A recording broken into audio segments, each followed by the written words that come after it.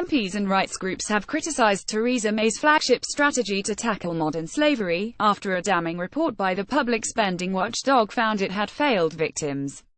A National Audit Office report said the Home Office had limited means of tracking the strategy's progress, an incomplete picture of the crime, victims and perpetrators, and the prosecution rates last year remained very low. The report warned, until the government is able to establish effective oversight of the modern slavery system as a whole, it will not be able to significantly reduce the prevalence of modern slavery or show that it is achieving value for money.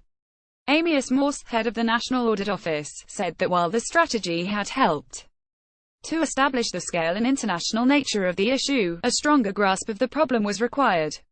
To combat modern slavery successfully, said Morse, government will need to build much stronger information and understanding of perpetrators and victims than it has now.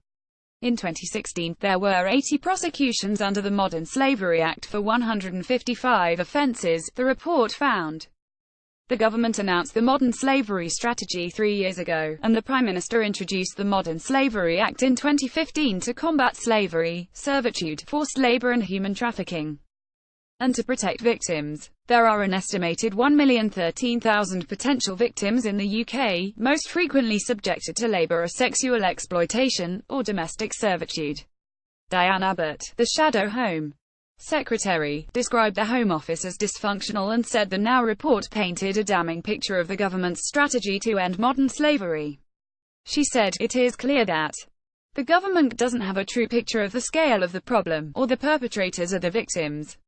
The Now also takes the Home Office to task for failing to get a grip on the effectiveness of its spending, or even how much money is spent overall.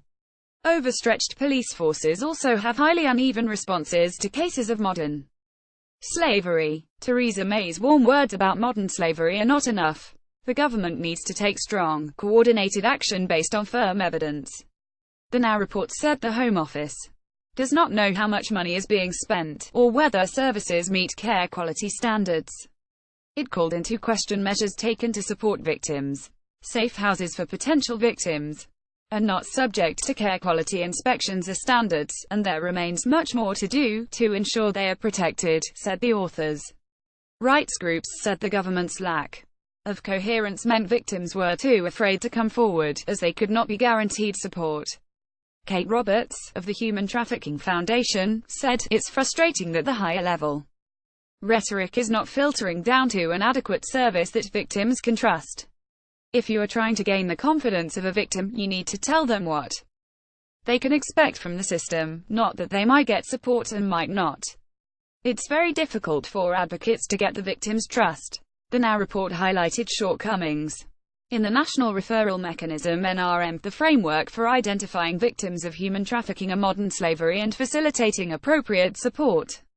The authors found that delays in determining individual cases caused distress and anxiety to vulnerable people.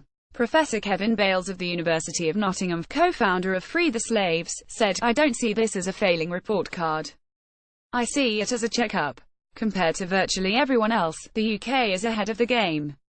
The difficulty for the government is not estimating the numbers but determining how you measure progress. It needs a joined-up methodology, with built-in evaluation and monitoring." In a separate development on Monday, MPs called on the government to be brave enough to stand up for modern slavery victims. A report by the Work and Pensions Committee found inexcusable failures by the UK left victims destitute while their abusers go free. Commenting on the government's response to the report, Frank Field, the committee's chairman, said it failed to measure up to the Prime Minister's leadership on the issue. The government should be brave enough to stand up for the victims of modern slavery, people made so vulnerable by such evil behavior, he said. The Independent Anti-Slavery Commissioner, Kevin Hyland, welcomed the report. He said significant progress had established the UK as a world leader in the fight against modern slavery, but that more needed to be done. The Home Office has begun to address a number of the issues raised, including plans to significantly improve support for victims by reforming the NRM, said Hyland. "I look forward to the government intensifying action following the findings and recommendations of this report." Additional reporting by Rod Austin.